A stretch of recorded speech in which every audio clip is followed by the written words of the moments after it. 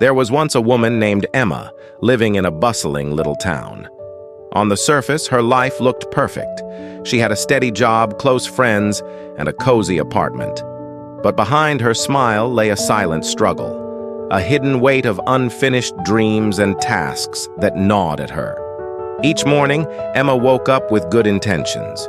She told herself, "Today I'll write that article, start my side project, reach out to that friend." But when she sat at her desk, her mind spun into a web of small distractions, checking messages, scrolling social media, rearranging her pens, anything to avoid the real work. In her heart, she felt she was falling behind. Watching others progress, start businesses, travel, publish books, it pierced her with longing and regret. But she did the only thing she knew. She delayed, gave herself one more hour, one more day. Emma's best friend, Maya, came over one rainy evening. They poured tea, watched the rain slide down the windows. Maya said gently, "Maya," concerned, "Emma, I know how talented you are. Remember when you told me about your podcast idea or that novel you wanted to write? You've said it 100 times. You just don't start." Emma looked away, voice tight. I get overwhelmed." Maya paused. Then she said, "Maya," soft but firm, "overwhelmed isn't a reason, Emmy.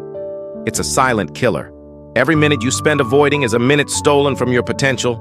Emma's gaze fell to the windowsill. Rain blurred her thoughts.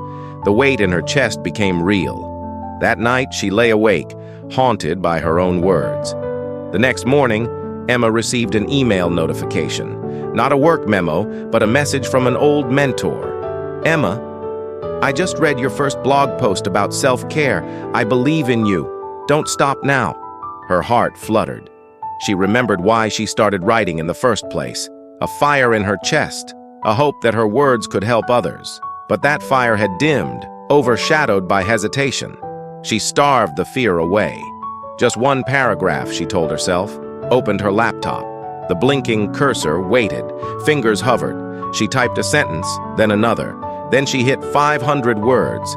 She paused. It wasn't perfect, but it was her voice again, a spark. Emma's fear didn't disappear. Each morning, she battled the urge to procrastinate. She felt anxiety, a tightness in her throat, a knot in her stomach. But she didn't give up. She found small rituals that grounded her, pouring a cup of herbal tea, lighting a candle, setting a 25-minute timer, the Pomodoro method. In those focused intervals, she wrote, she researched, she messaged a friend she'd lost touch with. She dared to pitch her idea for a video series on vulnerability and growth. One day, support flooded in, likes, comments, shares. But alongside them came criticism. "You're too emotional. Just another self-help vlog." For a moment, she froze. But then she remembered that final sentence from her mentor's email. "Don't stop now," she replied. "Thank you for your perspective." She paused. Then, "I'm more than my critics." She published anyway. Weeks passed. Emma's routine solidified. She had published 4 videos, each 5 to 8 minutes long, each genuinely raw, about her anxiety, her perfectionism, her journey toward consistency. One evening, she received an invitation. A big online podcast wanted her as a guest. She hesitated. Imposter fears tore at her. Who am I to talk on a podcast? But she had grown. She accepted. On the day of the show, her voice trembled at first. Then, mid-conversation, she felt a current beneath her words. Strength. She shared a story about delaying an important conversation with her father, letting his health deteriorate. Tears slipped down her cheek. Listeners held their breath. At the end, the host said softly, "That story, it's heartbreaking and beautifully true." "Thank you, Emma," blinking back tears of relief, felt a shift. That moment was bigger than any like, any share. It was real connection. Months later, Emma walked into a small community center, her first live event. The room was full, people who had followed her journey, strangers who found her along the way. She stepped onto the stage, heart pounding, and looked at the audience. She began.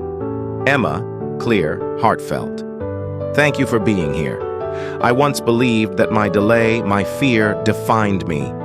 But every day I chose to write a line, to record a sentence, to speak a truth. I chipped away at that definition. Tonight, we celebrate small acts of courage. A gentle applause rolled. She led them through exercises in gratitude, self-compassion, and bold action. When she finished, people shared their own stories of forgotten dreams rekindled, scars healed, connections rebuilt. Emma stepped off the stage, exhausted but glowing. She realized something profound. The value isn't in perfection. It's in showing up, again and again. Journey didn't end there. She still faces fear. She still battles that quiet siren of delay. But she's learning something powerful. Every time you choose action over avoidance, you reclaim a piece of your life. Those small ripples, 500 words a day, a 5-minute video, a vulnerable conversation, combine into waves of transformation. Dear viewer, wherever you are, stuck, anxious, delaying, remember, start small. One sentence, one moment of honesty, build a ritual, a habit, a rhythm that roots you in action. Let criticism be feedback, not a dead end. Show up again and again. Your time isn't just ticking by, it's an invitation to speak your truth, to share your journey, to inspire others. Don't delay. Start now.